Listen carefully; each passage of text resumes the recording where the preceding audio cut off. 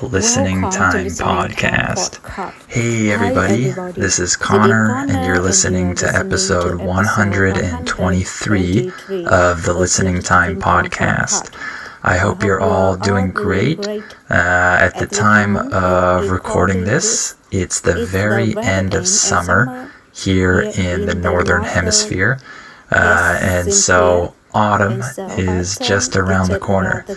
In English, when we say that something is just around the corner, we're saying that it's about to appear or it's about to happen. It's gonna happen very soon. So fall is just around the corner, and a lot of people are really happy about this, because a lot of people here like this season. They like autumn. They like to see the colors changing.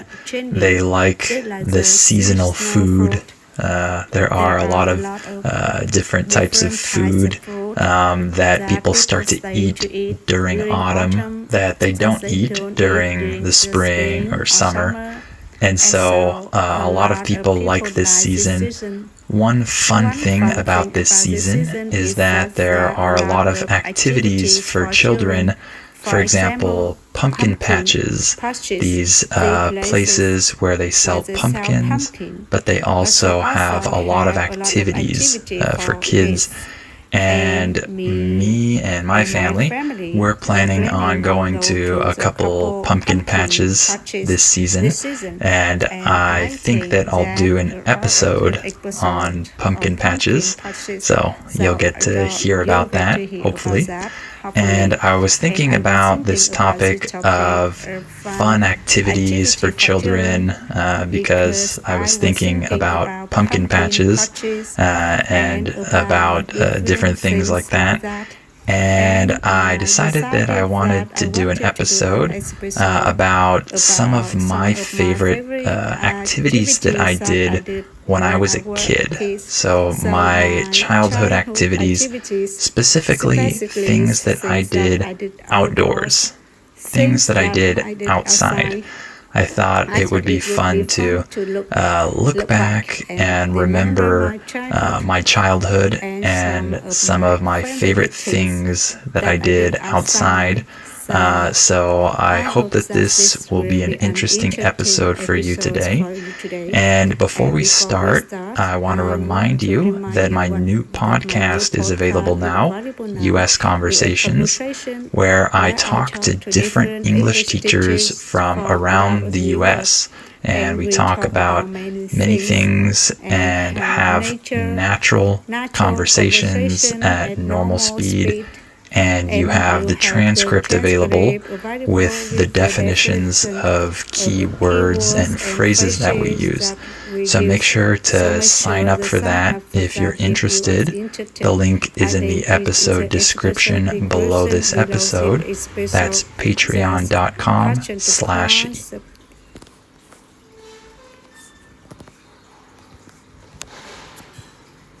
Welcome to the Listening Time Podcast. Hey everybody, this is Connor and you're listening to episode 123 of the Listening Time Podcast.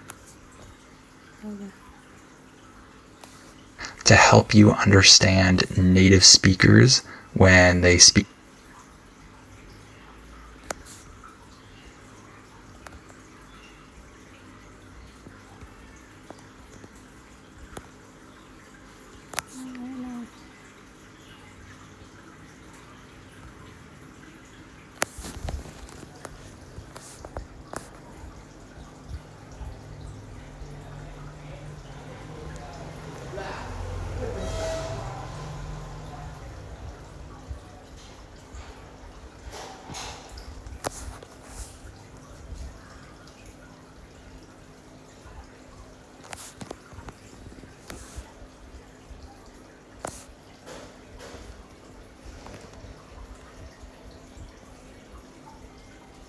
US, and we talk about many things and have natural conversations at normal speed and you have the transcript available with the definitions of key words and phrases that we use. So make sure to sign up for that if you're interested. The link is in the episode description below this episode. That's patreon.com/US Conversations. And if you want my specialized training to help you understand native speakers when they speak fast, then make sure to join my membership. The link is also in the description below this episode. So click on that and join if you're interested in getting my specialized training. And of course, if you're a Spanish or a Portuguese speaker, you can also check out my ebook if you want to start reading fiction in English. Those links are down below as well.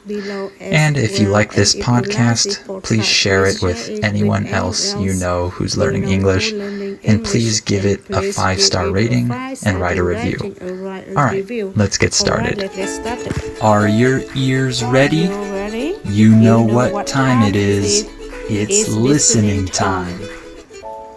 Alright, let's talk about some of my favorite childhood activities that I did. Some of my favorite things that I did outdoors.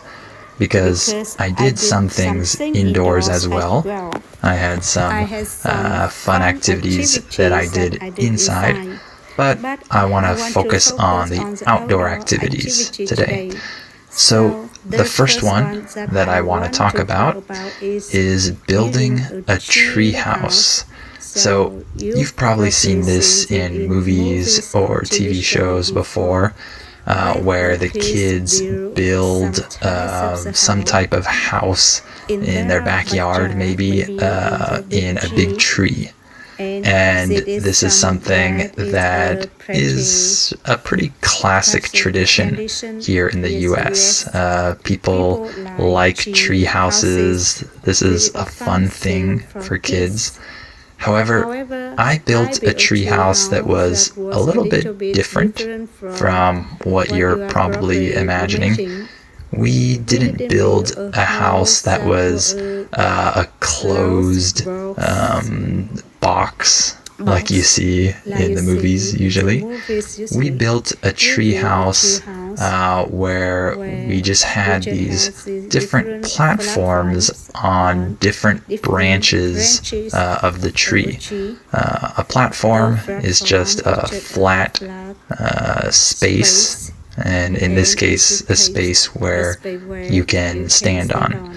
So my friend and I, we built this tree house that had many different platforms at different levels and on different branches, and we would have to climb to the different platforms using these steps that we also built.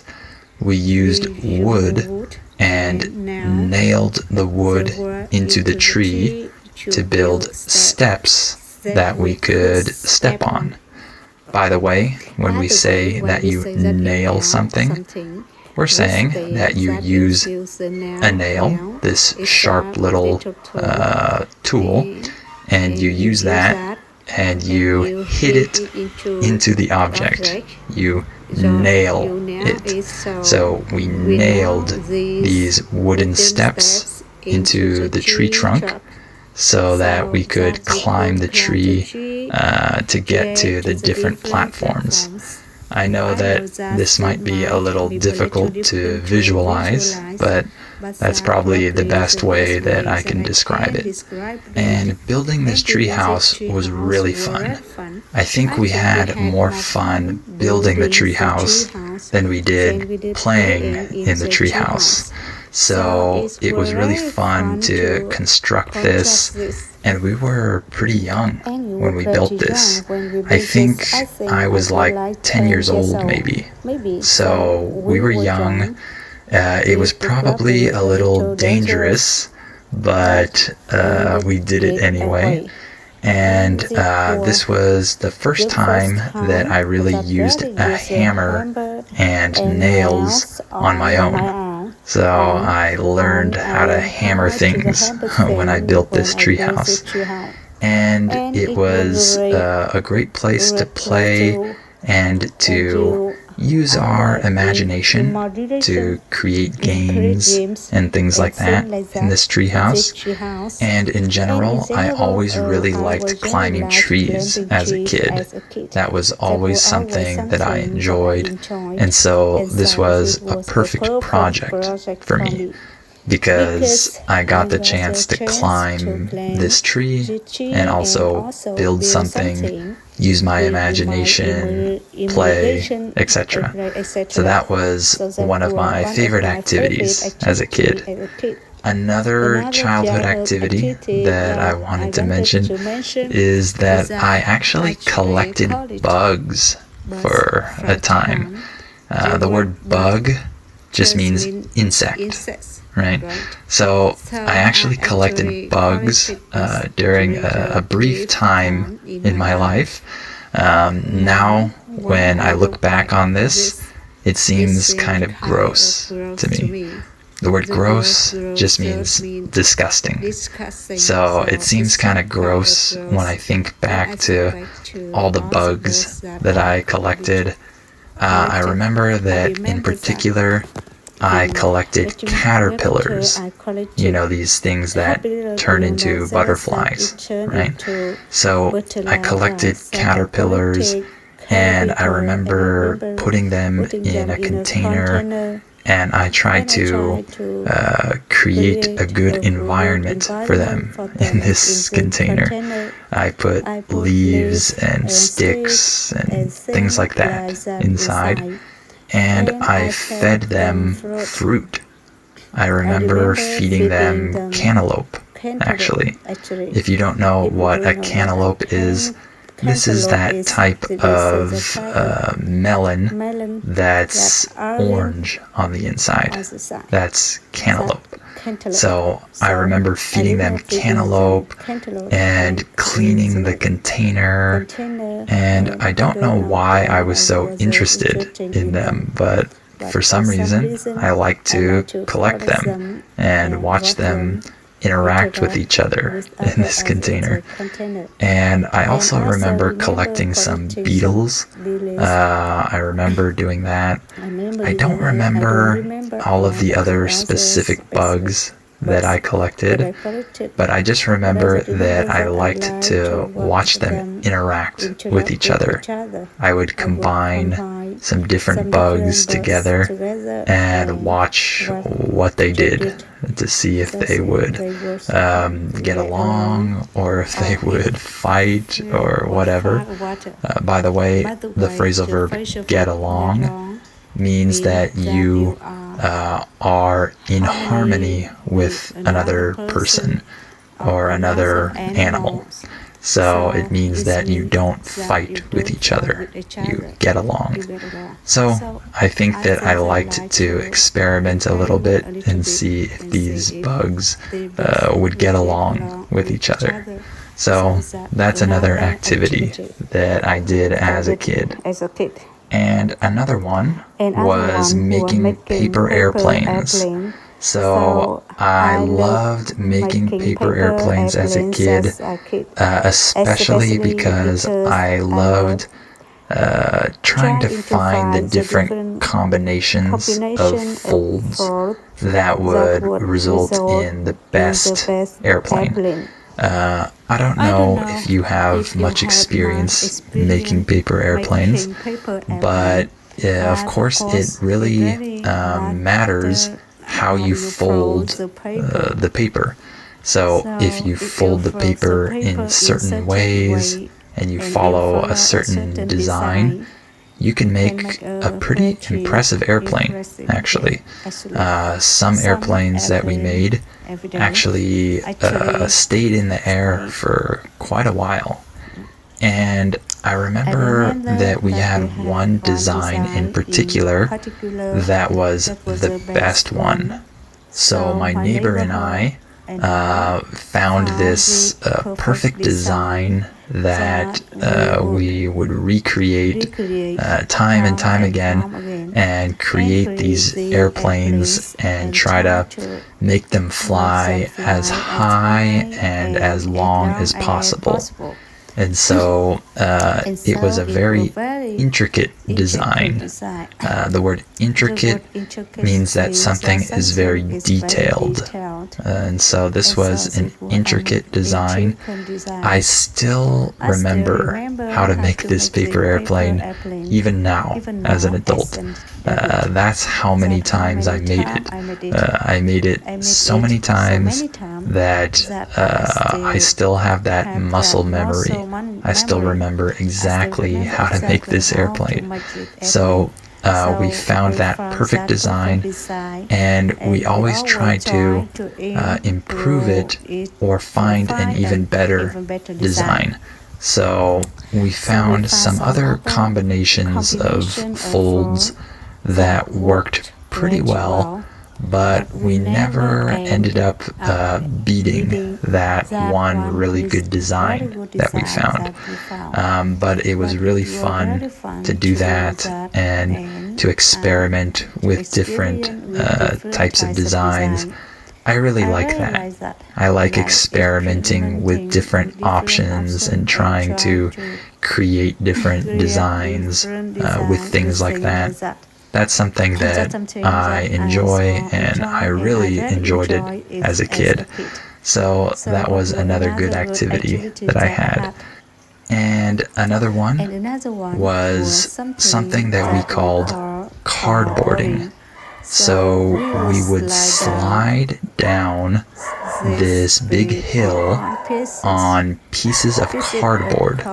Cardboard is that material that is used to package items, to transport them or ship them to another place. By the way, when we say shipping, when we say that an item ships, we're saying that it is sent from one place to another. So cardboard is that material that's used to ship items, to package them and ship them. So we would cut big pieces of cardboard from these different boxes, and we would sit on them and then slide down this big hill that was behind my house. So this was something that my friend came up with. By the way, when we say that you come up with something, we're saying that you think of an idea. So this is something that he came up with, and I joined in, and we had a lot of fun doing this. It didn't always work really well because sometimes the grass grew in a way that didn't allow us to slide very well. So we had to work around that and do our best to be able to make it to the bottom of the hill on this cardboard.